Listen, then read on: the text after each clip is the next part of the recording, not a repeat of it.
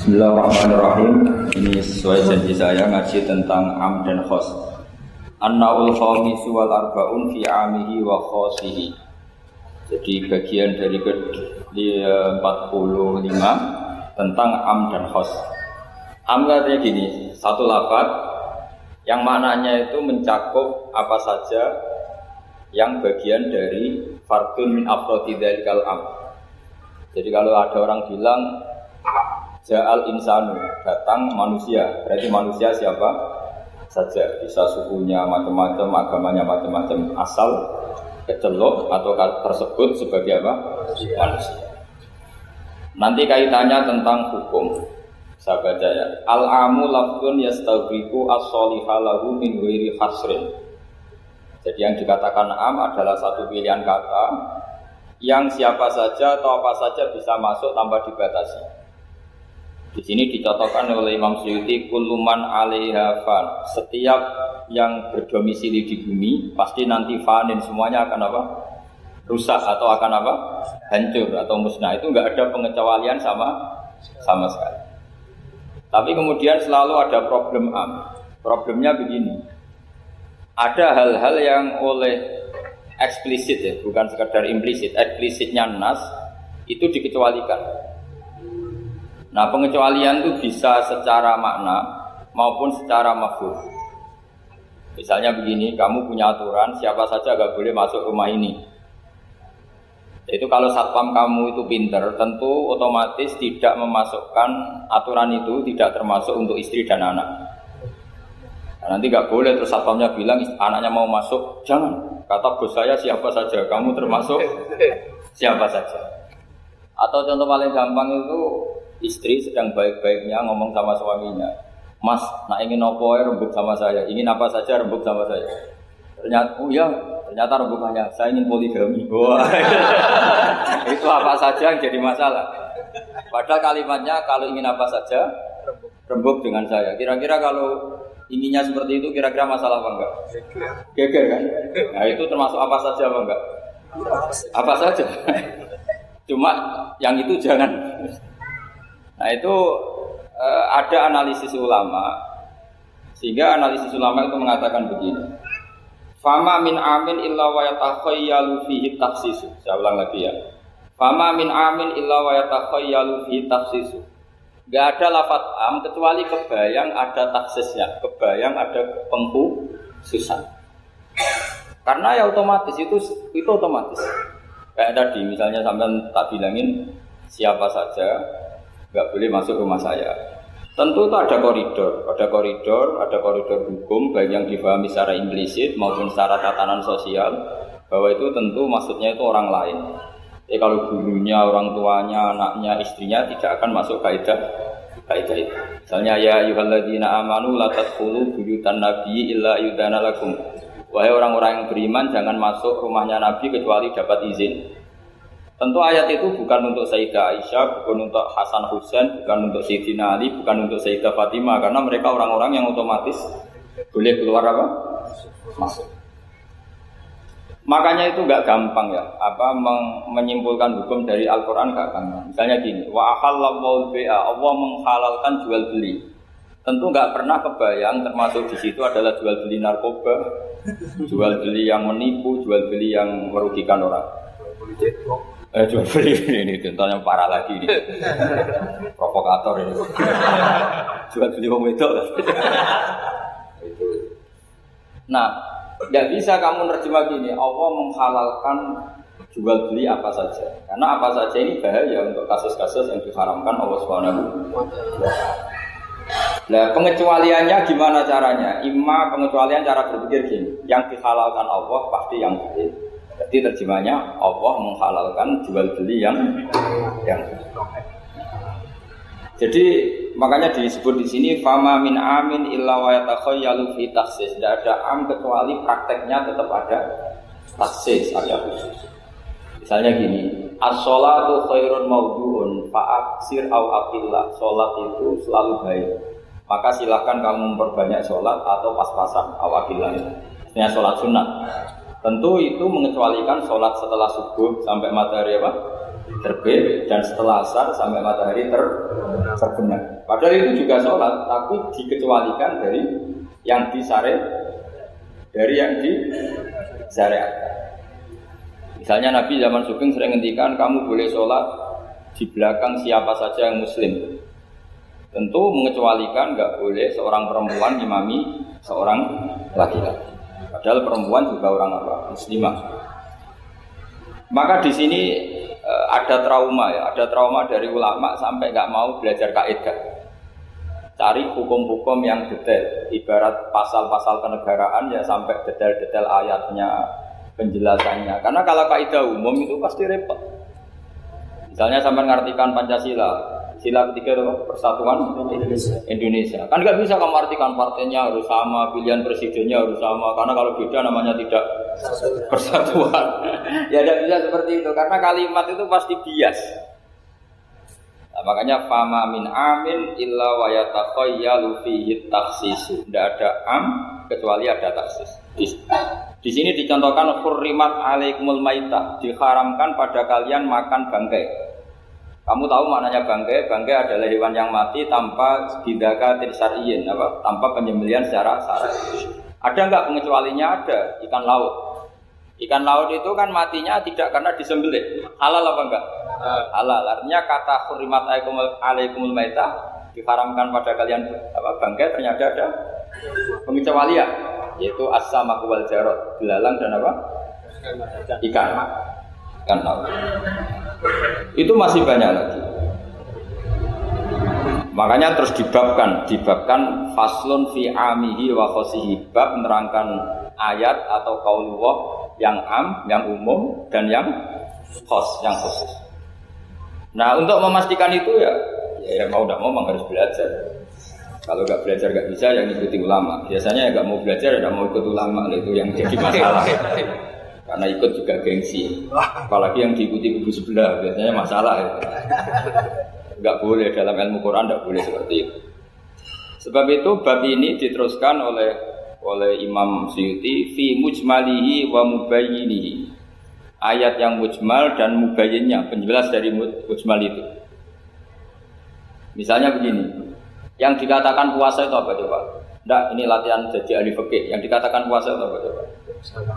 Menahan. Umumnya orang kan menahan lapar dan minum dari fajar shadiq menjadi sampai terbenamnya matahari. Nah sekarang pertanyaannya, kalimat menahan lapar dan haus itu maknanya itu kan sebetulnya masih salah. Redaksi itu salah. Karena juga nggak boleh hubungan intim, nggak boleh memasukkan apa saja ke lubang dan sebagainya. Terus lalu batasannya sampai matahari terbenam. Ada beberapa daerah yang terbenamnya matahari itu tidak wajar. Sampai misalnya siangnya itu 22 jam. Atau kebalikannya, nggak ada matahari terbit, nggak ada matahari tenggelam, kayak di kutub. Sehingga saya berkali-kali bilang, ulama Indonesia itu kenapa alim? Itu ya diantara faktornya itu ada unsur kebetulan. Jika dia katakan hoax.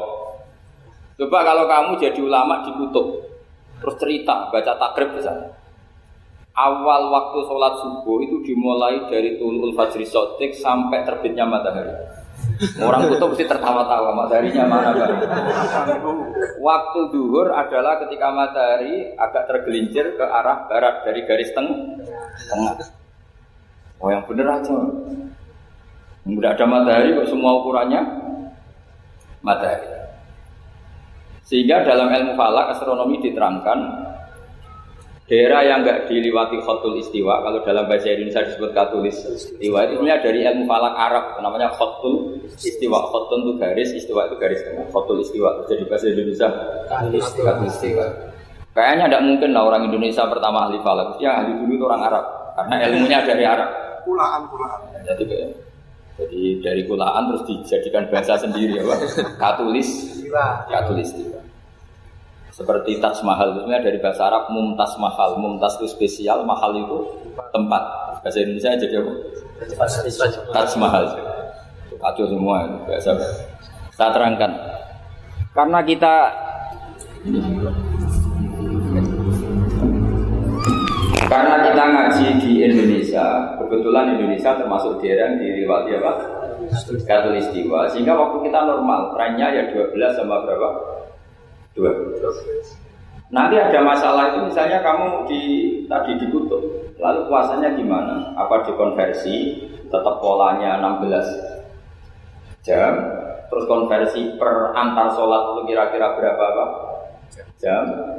Kalau saja misalnya kamu sudah zuhur jam 12, ya trennya asarnya ya jam 3. Kan nggak mungkin habis zuhur jam 12, asarnya jam 1.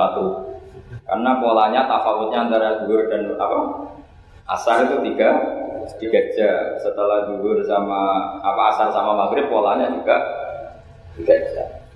Maka yang seperti ini mau tidak mau harus ada pengecualian. Ketika Rasulullah misalnya ngendikan waktu asar itu khina yakunu bilusya mislahu terus waqalilan. Waktu asar dimulai apa? Bilusya mislahu. Jadi kalau sesuatu 1 meter bayangannya 1 meter. Nah pas lebih sedikit itu berarti sudah waktu asar. Kan gitu ukuran dulu kan nggak pakai jam. Ya. Terus habisnya waktu asar setelah matahari terbenam. Tentu dawuhnya Nabi seperti itu momentumnya di mana? Di daerah yang dilewati khotul istiwa. Karena yang tidak dilewati khotul istiwa tidak mengalami ada matahari terbit, terbenam dan zawalus syams. Makanya tadi izma min amin illa wa yatakhayyalu fi takhsis, sudah ada tidak ada kaidah umum kecuali sebetulnya pasti ada khusus. Ya kayak tadi. Mas kowe kepen opo tak dukung. Wah, tentu ya Allah yo ben wayo wis taqabbal wa minna. Padahal kalimatnya apa saja. Tapi jangan lagi-lagi tentang itu. Kamu enggak bisa bantahkan apa saja. Oh, udah seorang goblok kepahaman kan itu malah masalah besar. Sehingga di Quran itu selalu ada seperti itu. Misalnya ya sama lah misalnya nikahi perempuan siapa saja yang kamu cintai. Ya tentu cinta yang kamu cintai itu tidak memasukkan ibu dan adik. Karena itu mahram apa? Pasti ada, orang pasti paham. Boleh menikahi perempuan siapa saja yang kamu cintai, asal muslimah, asal sholat. Secara kaidah asal muslimah, asal sholat kan memasukkan ibu dan saudara kandung atau adik kandung. Tapi kan nggak kebayang dalam nikah seperti itu. Jadi otomatis ada istisna. Makanya ini perlu dicatat ya, makanya jangan sering dalil ayatnya begini berarti memasukkan apa saja, tidak bisa. Itsma min amin illa wa yatakhayyalu fihi takhsis. Enggak ada ayat umum kecuali prakteknya ada takhsis, ada kekhususan. Jelas ya? Apa saja? Misalnya gini, bohong itu haram. Ya pasti tidak semuanya. Ada bohong itu wajib. Ada perempuan dikejar-kejar sama begal mau diperkosa, terus sembunyi di rumah kamu. Kamu wajib jujur apa wajib bohong? Wajib jujur apa wajib bohong? Wajib bohong. Kalau kamu jujur namanya kebodohan. Pak, cawe itu mau ning ndi? Monggo teng mriki kula jujur. Itu tidak jujur, itu goblok gitu. Ya ingat ya kaidahnya itsma min amin illa wa yatakhayyalu fihi takhsis. Sudah itu aja dihafalkan, nanti sudah pintar sendiri. Sudah itu aja. Apa? Itsma min amin illa wa yatakhayyalu fihi takhsis. Enggak ada kaidah umum kecuali di situ tersimpan takhsis atau aturan-aturan khusus yang terkecualikan. Itu pasti itu otomatis. Karena enggak kebayang bahasa itu mewakili semua, itu enggak kebayang. Misalnya ada pembantu mesti dibilangin gini sama penyalurnya, ya kalau disuruh majikan apa saja turutin ya, disuruh melayani saja apa turutin, terus ngelayani diranjang ya, takut balap wa minami bukan, tetap nggak bisa, kayak lafaz itu nggak bisa. Kalau majikan kamu ingin apa saja turutin, tentu tidak masukkan hal-hal yang dilarang. Jadi juga misalnya mahasiswa, Muhammad dosen nurut loh, perintahnya apa saja ya apa saja yang dibolehkan, maksudnya bukan apa saja secara bebas. Nah itu di Quran juga gitu, kalau ada ayat apa saja sebenarnya di situ pasti ada apa? Takhsis, ya jelas dari mamin amin illa wa yatakhayyalu fihi takhsis. Sehingga susah sekali cari umum yang tetap maknanya umum. Sekarang misalnya pertanyaannya lagi, ini ada beberapa kaidah. Matiyaqa'u taghyir muttasilan nahu minal fajr baca qoli al-khaytul abyadu minal khaytil aswad. Ini lebih susah lagi. Lebih banyak ini. Di Quran itu ada beberapa lafaz yang maknanya itu tidak semestinya. Saya ulang lagi, di Quran itu ada beberapa lafaz yang maknanya itu dari awal tidak semestinya. Nah, tidak semestinya ini oleh ulama ahli sastra Arab, ahli balaghah kalau dalam bahasa Arab disebut tasbih. Apa? Tasbih. Jadi kalau orang Arab sebenarnya ya sama, orang Arab, orang Indonesia sama dalam apa? Pemaparan sama. Kalau Zaid itu agak ganteng, yang gantengnya agak. Itu orang Arab bilang itu Zaidun kal qamar. Zaid itu ibarat rembulan. Tapi kalau ganteng sekali dan susah ditandingi, itu orang Arab akan bilang Zaidun qamarun. Zaid itu rembulan. Sehingga dalam kitab-kitab madaih, kitab-kitab yang memuji Nabi itu disebut anta samsun, anta badrun. Engkau ibarat matahari, engkau ibarat rembulan. Itu adat tasbihnya kata seperti dibuang. Apa kata seperti dibuang? Sama di Indonesia juga sama. Kalau orang ahli orasi ilmiah yang ketika orasi itu kendel sekali, apalagi zaman revolusi, ketika ada orasi yang menggelegar disebut singa podium. Tidak seperti singa, tapi langsung dikatakan singa podium. Itu ada tasbih, namanya dalam bahasa Arab disebut apa? Tasbih. Nah, problemnya ada beberapa ayat yang dari awal Allah menggunakan itu tidak untuk makna semestinya, tapi untuk apa? Tasbih. Tasbih itu ya tadi hanya menyerupakan, berhubung sesuatunya detail. Ada tasbih, kata seperti itu dibuang. Misalnya gini, inna min azwajikum wa auladikum aduwwal lakum. Istri kamu, anak kamu itu musuh kamu. Oh, itu kan ngeri, masa anak sama istri dikatakan musuh. Nah, tentu itu ada proporsinya. Ketika anak istri kita tidak menopang kesalehan kita, tidak menopang ketaatan kita, maka perilakunya sebagaimana musuh. Tapi ketika mereka baik, benar-benar baik, kata Nabi, sebaik-baiknya pemberian dari Allah dan sebaik-baiknya mata dunia adalah almaratus salihah, wanita yang salihah, yang membantu kamu menjadi orang baik. Artinya apa? Ada proporsi di mana perempuan digelari musuh, distatuskan musuh. Ada proporsi di mana perempuan berstatus pembela atau penopang ketaat. Ya sudah seperti itu. Nanti kalau baca Quran, baca hadis seperti itu. Di mana wanita dipuji maknanya kayak apa? Ketika dikritik maknanya kayak lelaki juga gitu sama. Sehingga banyak ulama yang merumuskan hubul mal, misalnya mencintai harta. Itu hukumnya gimana? Ya kalau untuk kebaikan ya baik, kalau untuk keburukan ya buruk. Ya, makanya innama amwalukum wa auladukum fitnah. Harta kamu, anak kamu itu ujian. Nah, ini penting sekali dikenali sehingga Quran itu tidak saling bertabrakan. Ya, Quran itu tidak saling bertabrakan. Di ayat ini perempuan dipuji, di ayat ini perempuan dikritik. Misalnya tadi inna min azwajikum wa auladikum aduwwal lakum, tapi ada ayat fasolihatu qanitatun hafidhatun lil ghaibi bima hafidhallah. Perempuan itu luar biasa, penjaga kedamaian, penjaga kehormatan, itu luar biasa dipuji. Ya tentu dalam konteks yang layak dipuji. Kalau sedang dikritik ya dalam konteks yang layak dikritik. Artinya pujian ini bukan cek kosong tanpa pengecualian, dihujat atau dikritik juga tanpa cek kosong tanpa pengecualian. Lagi-lagi kaidahnya itsma min amin illa wa yatakhayyalu fihi taksis. Tidak ada lafaz umum kecuali di situ terbayang ada kekhususan. Ya jelas ya. Jadi, nah kemudian kekhususan itu gimana? Kalau dalam ilmu fikih disebut menghilangkan masodak. Masodak itu pokoknya ini tak pakai bahasa asli ya, biar nanti habis ngaji itu keren. Ini masih pakai bahasa asli yang di usul fikih. Masodak itu satu nama yang mencakup sesuai kriteria definitif ya kalau dalam bahasa inteleknya. Misalnya gini, ini coba pegangin. Ini yang dikatakan tangan ini sampai ini kan. Ini semuanya tangan. Nah, ini namanya mujmal. Kata Rasulullah misalnya kalau kamu wudu, basuhlah tangan kamu. Tapi secara sanad kita sampai Rasulullah basuh tangan itu sampai sini saja. Ya kan? Itu di bab wudu sampai siku saja. Tapi sikunya terbasuh ya. Jelas ya. Padahal ini juga tangan.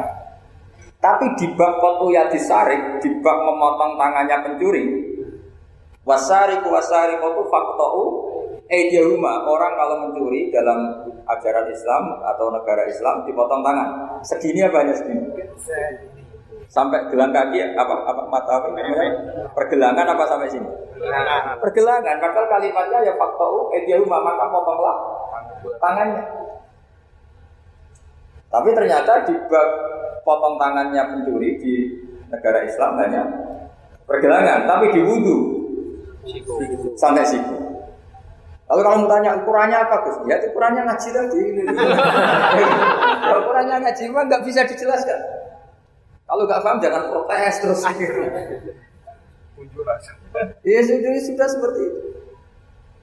Apalagi misalnya di Quran disebut jika kamu tahallul dari haji maupun umroh, mukhallikina ru'usakum, itu lafadznya mukhallikina ru'usakum, memotong kepala. Masa setelah haji dibantai kan? Nah itu ru'us di situ itu dengan makna apa? Rambut. Lalu pertanyaannya harus semua apa sebagian? Nah itu kan masalah. Nah itu namanya mujmal. Mujmal itu lafaz yang umum, masuddak kalau dalam bahasa Arab. Kemudian kita mencari-cari sanad. Seolah lagi kita mencari-cari sanad sampai Rasulullah dulu beliau maknanya kayak. Akhirnya ternyata Rasulullah kalau tahallul ada yang gundul, lontos, didoakan sampai 3 kali. Allahumma arhamil muhallikin. Sahabat pada usul wal muqassirin ya Rasulullah. Masyhur itu kan, ya Allah semoga orang yang cukur gundul engkau beri rahmat yang banyak. Sahabat yang enggak mau gundul usul wal muqassirin, juga yang cukur apa? Pendek. Nabi masih ulang lagi wa marhamil mukhallikin. Mereka protes lagi wal muqassirin ya Rasulullah, tapi Nabi masih enggak mau ngendikan apa. Terus baru ketiga sudah disebut, baru yang terakhir bilang apa? Wal muqassirin, juga yang cukur pendek. Lalu ukurannya apa? Imam Syafi'i milih qadru'un mulatil asbut, sekadar apa? Ujungnya apa? Jari. Sehingga pokoknya kira-kira segini. Jumlahnya minimal berapa?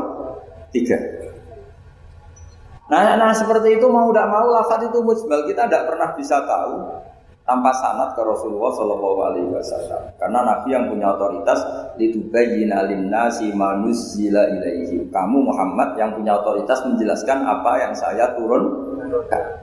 Karena kalau tanpa Nabi tidak bisa. Misalnya Allah hanya ngendikan wa yuqimunas shalah. Orang baik adalah yang mendirikan sholat. Jumlah rakaatnya kamu tahu tanpa Nabi. Tidak tahu kan mana yang wajib, mana yang sunat juga tidak. Makanya ketika ada orang mau belajar sholat sama Nabi, kata Nabi sudah di sini aja nginep. Terus kamu sholat terus di belakang saya. Setelah 3 hari nginep, Nabi ngajarinya mungkin dok sallu kamaru ayatu muni. Dia sudah niru saya. Jadi Nabi nggak pernah ngajar kayak di kampus-kampus nulis, nerangin itu enggak. Kalau ada orang belajar sholat, ya Rasulullah saya ajarin sholat sebagaimana sholat engkau. Ya sudah nginep di sini 3 hari, kamu sholat di depan. Ya sudah, terakhir mau boyong, Nabi hanya ngendikan sallu kamaru ayatu muni. Ya sudah kamu sholat kayak saya. Ketika musim haji juga gitu. Orang disuruh haji, kata Nabi, apa saja yang saya lakukan dilihat ya. Ya Rasulullah. Setelah selesai haji, Nabi hanya ngendikan, litakhudu anni manasikakum, litakhudu anni manasikakum, ya sudah, kamu mengambil cara ibadah haji dengan melihat saya. Nah, cara-cara seperti itu sudah lebih efisien ketimbang tag. Karena kalau tag itu bias. Sudah bias, kalau umum mesti potensi taksis, ya potensi apa? Taksis. Ya jelas ya. Jadi ini saya teruskan lagi ya. Misalnya at-talaqu marratan. Yang dikatakan cerai ini termasuk contohnya lagi, ini saya beri contoh. At-talaqu marratan, talak itu ada 2. Itu benar apa salah? Di Quran loh. Talak ada 2, benar apa salah? Cara fikih salah, karena menurut fikih talak itu 3. Ya saya ulang lagi ya, di Quran kan istilahnya at-talaqu marratan, tolak itu 2. Salah apa benar? Salah secara fikih, karena secara fikih tolak itu 3. Maka cara memahami gimana? At-talaqu marratan, talak itu hanya 2 dalam konteks yang boleh kembali. Karena setelah 3 itu nggak boleh kembali lagi sampai si istri dirasakan orang lain. Namanya apa? Mukhallil. Nah, Akhirnya orang ulama itu mulai trauma, memahami ayat mulai trauma. Traumanya karena setiap satu kalimat atau satu frase atau satu qadhiyah dalam bahasa Arab itu mesti duduknya beda-beda, duduk perkaranya beda-beda. Di bab wudu tangan itu sampai siku. Di akot uyat disarik memotong tangan pencuri hanya sampai pergelang. Ya sudah kalau tanya cara tahu gimana yang ngaji sudah nggak bisa sudah jelasin. Sekolah sebulan sekali gini wah enggak. Ya ngaji Purwantan saja tidak mesti alim apalagi sebulan apa? Sekali. Makanya itu bisa dipakai alasan. Kenapa ada alim? Kan sebulan sekali. Jadi kalau ditanya kenapa ada alim kan apa? Sebulan sekali. Itu kan salahnya Kufra, mau ngajar tiap hari. Ya jadi jelas ya. Jadi semua itu ada proporsi. Misalnya ada ayat lagi la tudrikuhul absar. Keyakinan orang mukmin nanti di surga itu melihat Allah apa enggak? Enggak, keyakinan umumnya yang hadir sini. Melihat ya. Tapi ada ayat la tudrikul absar. Allah itu tidak bisa tersentuh, bisa diliput oleh pandangan mata. Padahal di sebagian ayat wujuhu yauma idzin nadhirah ila rabbiha nadhirah. Orang-orang baik adalah wajahnya bersinar. Nadhir itu maknanya bersinar pakai dot ila rabbiha nadhirah, dan wajah-wajah itu nanti melihat Allah. Akhirnya yang pakai dot ya. Jadi kalau pakai dot itu apa? Bersinar. Wujuhu yauma idzin nadhirah, terus apa? Ila rabbiha nadhirah. Akhirnya ulama cara berpikir gini.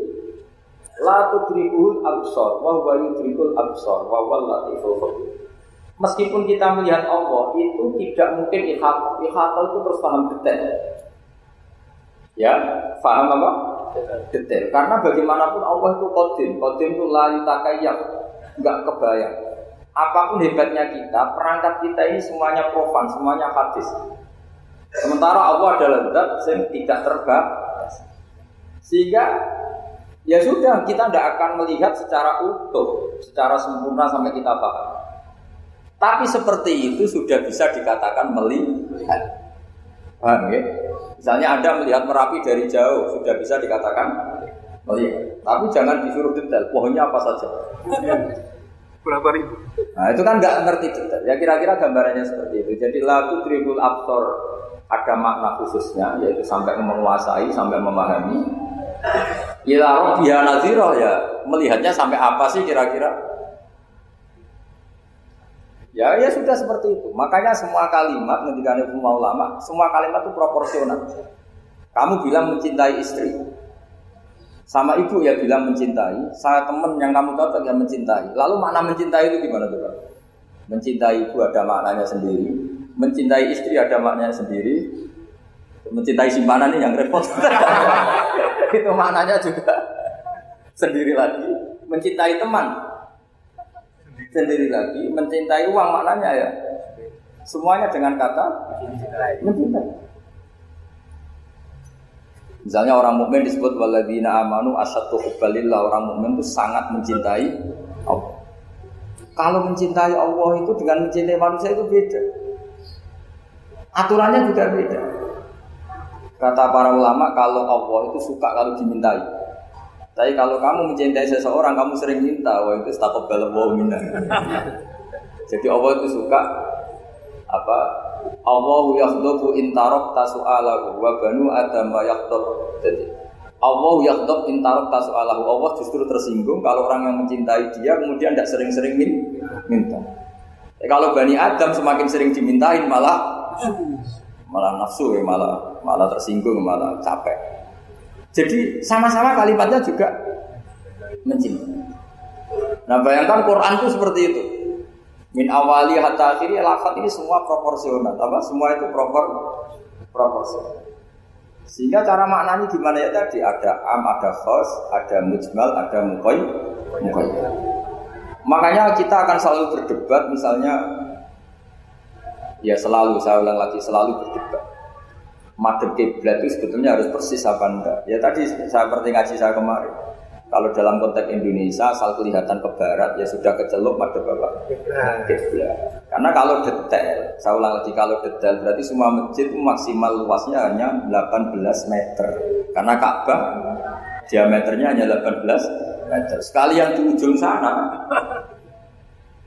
oh pasti melencengnya jauh. Jangan-jangan yang melenceng pas imamnya malah. Karena kalau Ka'bah 18 meter yang ujung sana, berarti imam yang di sini. Oh, bisa sampai Ethiopia ya? Iya kan? Nah, itu kalau harus detail juga Ka'bah orang sholat harus cekung. Nah kalau cekung bisa menuju ke satu titik. Di mana ada ajaran masjid apa? Cekung. Maka seperti itu dari awal Allah tidak menghentikan Ka'bah. Fawali wajhaka syatrul masjidil haram. Syatra itu nahwa. Ya sudah, yang penting kamu menghadap ke arah masjid haram, bukan ke ainal masjidil haram yang detail.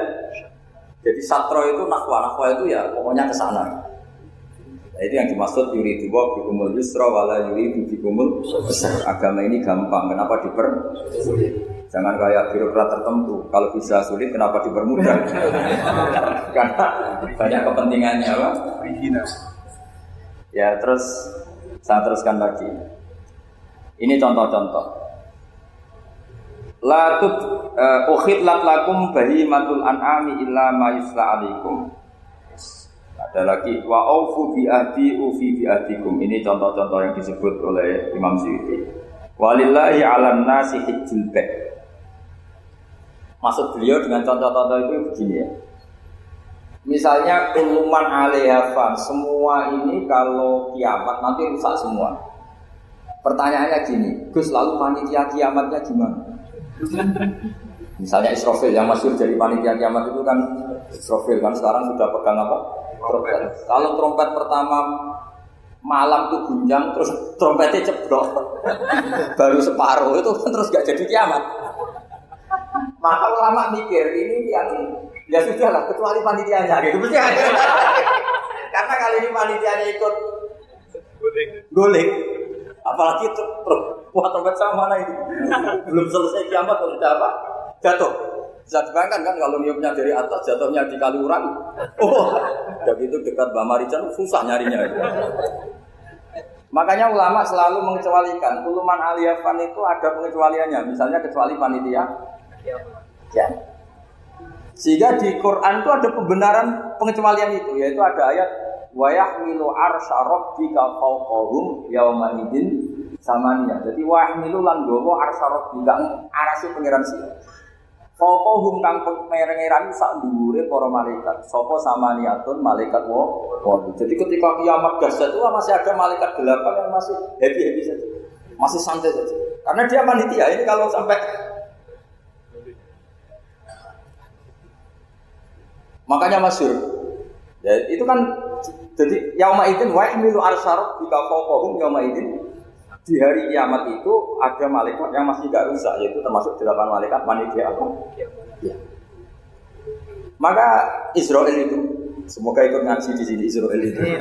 Israel itu kacau. Kacaunya itu dia tahunya itu terlambat, masyhur. Setelah orang mati semua nanti di kiamat, kamu sudah tidak tahu sudah mati. Ini saya tahu ya di kitab. Setelah mati semua, Allah tanya, sudah mati semua? Sudah Gusti. Sudah semua, sudah. Masih satu. Mana Gusti tak coplok nyawane? Kamu enggak? Wah, setelah itu Israel itu sudah cabut sendiri nyawa kamu. Itu kesakitannya Masya Allah. Tapi dia sekarang belum tahu. Kalau itu sakit belum tahu sekarang. Makanya semoga dengarin supaya tahu. Orang sakit, gimana is? Sakit Gusti, sakit. Terus Israel bilang gini, kalau saja saya tahu kalau dicabut nyawa itu sakit, saya tidak main coba. Ternyata sakit. Pakai cara apa saja. Jadi tapi dia itu nyesalnya nanti. Sekarang belum tahu, makanya terus masih main takut aja. Jadi malaikat Israel ya itu tadi. Maka tetap ada pengecualian. Karena kalau nggak ada pengecualian kita kiamat semuanya rusak lalu. Nah, terus ulama menambahkan lagi surga dan neraka. Surga dan neraka itu juga termasuk ketika kiamat tidak ikut rusak. Karena kalau rusak, lalu nanti orang-orang ini nampung di mana? Kamu tahu kan para nabi sekarang posisinya di mana? Surga, para syuhada. Kalau ini ikut rusak, konstruksinya kan kacau semua. Jadi para syuhada utamanya para nabi kan dijamin sudah di surga sekarang, enak-enakan, serba nikmat. Kemudian ada kiamat, gempa hancur lagi. Berarti kalimat surga enak-enakan kan keliru. Maka ada pengecualian lagi, termasuk surga kan neraka. Itu fama min amin illa wa yatakhayyalu fihi taksis. Ya, jadi makanya ini pentingnya ngaji ulumul Quran ya. Dimanapun UI itu didirikan para ulama. Mulai dari ulama NU, Muhammadiyah semuanya ikut mendirikan apa? UI. Dulu yang mendirikan ya Ki Haji Wahid Hasyim, Mas Mansur dari Muhammadiyah semuanya ulama. Harusnya sekarang ya selalu punya ulama harusnya. Kalau udah bisa harusnya ya akhirnya kontrak ulama lucu kan. Ulama kok kontrakan itu kan aneh. Bisa dokter. Makanya harusnya itu punya kader sendiri. Ini yang guru-guru VAI ini yang wajib. Insya Allah. Ya saya teruskan lagi ya. Jadi lafaz-lafaz yang butuh penjelasan. Kayak ihdinas siratal mustaqim, tunjukkan kami jalan yang tentu butuh penjelasan. Penjelasannya apa? Siratal ladzina an'amta alaihim, jalan mereka yang telah Engkau beri nikmat. Juga sama, walillahi 'alan nasi hijjul bait. Semua manusia diwajibkan Allah haji. Lalu kan tidak mungkin semua manusia punya kemampuan. Akhirnya diberi penjelasan man istata'a ilaihi sabila, yang punya kemampuan kesana. Jadi itu menunjukkan dari sekian kalimat itu, kata Imam Suyuti, pentingnya mengkaji. Kalau mengkaji harus sekaligus mengkaji mukhasisnya yang menentukan kalimat itu. Kalau ngaji mujmal, lafaz yang bias, langsung mengkaji mubayyinnya, penjelasannya kayak. Nah, ibarat pasal-pasal di KUHP. Kalau belajar pasalnya harus belajar ayat-ayat ya, supaya tahu detail. Kalau enggak ya kayak tadi persatuan Indonesia berarti bikin partai yang berbeda melanggar Pancasila karena silanya persatuan. Oh kacau kalau gitu. Nah kira-kira seperti itu. Lafaz am kalau dipahami liar ya kira-kira kayak seperti itu. Makanya saya berharap jangan mudah menvonis karena tidak segampang itu. Misalnya Nabi sering ngendikan laisa minna man khasyana, tidak termasuk umatku orang yang menipu. Ya artinya ketika menipu itu tidak perilaku atau cerminan sebagai umatnya Nabi, tapi ya dalam hal menipunya saja. Tapi kalau dia pas sholat, pas zakat, pas baik, ini cerminan umatnya Nabi. Jadi laisa minna efitil kalfoslah. Itu semua ulama menafsirkan efitil kalfoslah. Dalam hal itu dia tidak cerminan umatnya Nabi. Tapi di hal-hal yang lain cerminan umatnya. Karena tetap fama ya'mal mithqala dzarratin khairan yarah wa may ya'mal mithqala dzarratin syarran yarah. Artinya yang baik ya baik, berarti cerminan umatnya Nabi. Misalnya kayak orang tukang nipu, tapi ternyata ya tukang sholat, tukang zakat, tukang puasa, ya sudah pas tukang baik cerminan umatnya Nabi, pas tukang buruk ya cerminan temannya setan lah kira-kira gitu.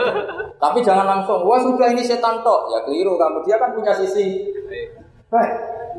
Ya sudah seperti Quran saja, baik ya roh, saron ya roh, artinya semuanya ada catatannya sendiri.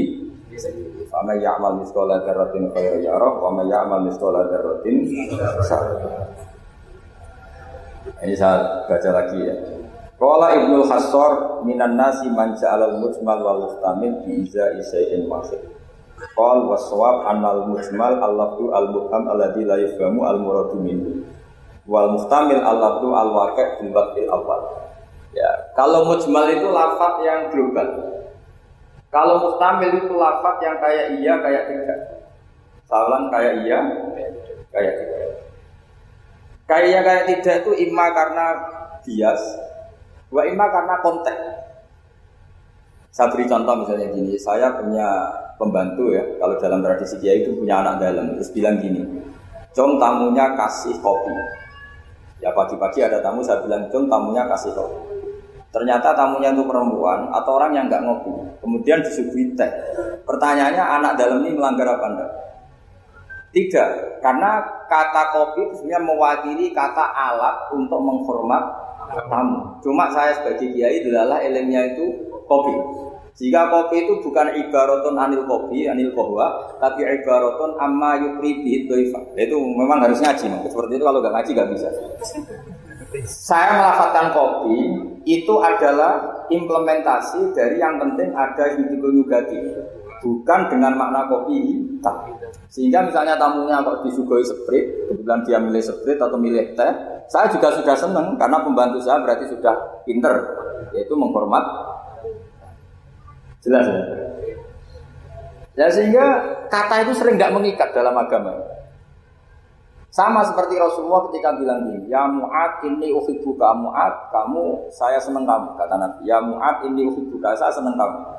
Berhubung saya senang kamu, fakul dubura kulli sholatin, sebagian riwayat fala tada'anna kulla sholatin, maka setiap habis sholat dubura kulli sholatin, kamu lafadzkan Allahumma a'inni ala dzikrika wa syukrika wa husni ibadati. Kamu jangan pernah lupa berwiridan, ya Allah bantulah kami mengingat Engkau, ala dzikrika wa syukrika, mensyukuri nikmat Engkau, wa husni ibadati, dan ibadah secara baik kepada Engkau.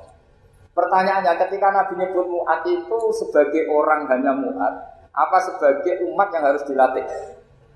Umat yang harus dilatih, sehingga siapapun boleh pakai wiridan itu. Nah makanya terus di balaghatul Arab itu ada aturan dzikrul ba'di wa iradatil kul. Ketika nyebut sebagian, bisa yang dimaksud itu siapa saja. Ketika saya nyebut kopi, sebetulnya itu alat atau perangkat atau minuman yang dipakai hormat tamu, tidak harus bentuknya kopi hitam. Tapi kalau orang tertentu yang memang hobinya ngopi, ayo cari warung kopi. Memang dia anti minum teh, anti minum sprit, memang inginnya warung kopi, ya sudah, itu berarti makna kopi yang muayyan, yang memang maknanya kopi dengan makna yang khas. Jelas ya? Nah bayangkan Quran dan hadis itu potensi seperti itu ada. Makanya potensinya itu lafaz itu muhtamil, bisa iya, bisa tidak.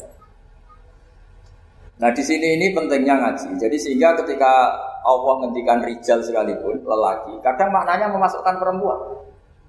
Misalnya gini, kalau kamu ngaji ilmu nahwu, hudal lil muttaqin, alladzina itu jamak untuk lelaki atau perempuan? Alladzina, lelaki. Tapi Quran itu untuk lelaki, kok apa lelaki dan perempuan? Dua-duanya. Tapi Allah ngendikan alladzina yu'minuna, bukan allai yu'minna, bukan pakai redaksi perempuan. Karena yang dimaksud lelaki adalah umatnya Nabi. Ya sudah, kalau umatnya Nabi ya semuanya umatnya. Tapi ada beberapa lafaz yang memang maksudnya lelaki, yang satu maksudnya perempuan. Caranya tahu itu ya lagi-lagi ngaji. Ya sudah, nggak ada jawabannya, memang harus ngaji. Ya itulah, di Quran itu banyak, ada lafaz mujmal, ada lafaz mustamil. Saya beri contoh lagi bab zakat. Ini yang paling pokok bab zakat, karena ini terkait fikih. Rasulullah itu menzakati tamernya. Tamer itu kurma. Ya, tamer itu maknanya apa? Kurma. Itu oleh semua ulama fuqaha, semua ahli fikih dunia mengatakan makanan pokok. Jadi yang wajib dizakati itu tanaman, makanan pokok. Karena apa? Ya kalau nuruti sunnah Rasul persis, orang Indonesia wajib zakat. Karena Nabi hanya menzakati kurma. Di Indonesia enggak ada. Ada jagung, ada beras. Iya, enggak ada. Jadi ketika Nabi mengatakan tamer, saya ulang lagi ya, ketika Nabi mengatakan kurma, maknanya apa? Zakatilah sesuatu yang sebagai makanan pokok, makanan khas atau makanan pokok daerah itu. Sehingga kita yang menzakati padi, paham ya? Orang tertentu kan, tuh. Sama seperti dong, nak peduli tamu sarungan. Ternyata sarungnya itu basah. Wah, daripada basah katokan cekak ya tidak seperti itu. Sarung adalah ibaratun pakaian yang dianggap sopan dalam tradisi santri. Ketika sarungnya basah, penggantinya juga celana, jangan celana pendek. Karena kalau celana pendek tidak mewakili kesopanan. Jadi kalimat itu bisa diganti dong, nemuin tamu dengan kesopanan. Di antara gambarannya pakai sarung, maka sarung bisa diganti celana. Tapi nggak bisa diganti celana karena itu nggak cerminan sopan. Sama, dong tamu saya kasih kopi, tentu bisa diganti teh, diganti seperti, paham? Tapi nggak bisa diganti toa, paham? Karena itu nggak cerminan, jenisnya terlalu jauh, apa? Jenisnya apa? Terlalu jauh. Jadi ini jelas ya. Jadi kalimat-kalimat itu potensinya mujmal, potensinya itu muhtamil atau muhtamal. Wal farqu bainahuma annal mujmal yadullu ala umurin ma'rufah wal lafdhu mustarakun mutaraddidun bainahuma wal mubham la yadullu ala amrin ma'rufin ma'al qat'i bi anna syari' lam yufawwid ahadin bainal mustal bi khilafil muhtamil atau muhtamal. Jadi ya seperti itu semua. Saya contohkan yang gampang itu yang fikih saja. Misalnya orang disuruh sholat, sudahlah kamu sholat saja. Ya tentu kalau waktu zuhur pikiran pertama itu ya sholat zuhur. Kalau waktu asar itu ya jangan pepeh kalimatnya gitu. Cung kamu sholat. Waktu zuhur sholat apa saja, qobliyah masjid atau tahiyat.